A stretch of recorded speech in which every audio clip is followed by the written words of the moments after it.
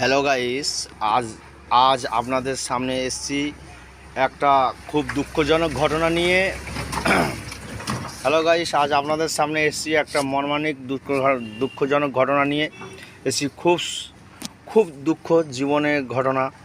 আমরা মানুষ যখন অসুখ বিপদে পড়ি তখন ভগবানকে ডাকি, কিন্তু ভগবান তো সাড়া দেয় না। তখন আমরা ডাক্তারের কাছে যাই, আর ডাক্তার কোনো কিছু ভেদাভেদ না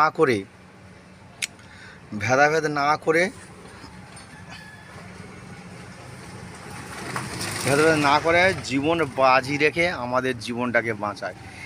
এখানে একটা প্রশ্ন, সেই ডাক্তারের উপরে 18 জন নরপশু তার উপরে ঝাঁপিয়ে পড়ে তার প্রাণটা কেড়ে নিয়েছে, আর সেই ডাক্তার আমাদের মধ্যে আজ আর নেই।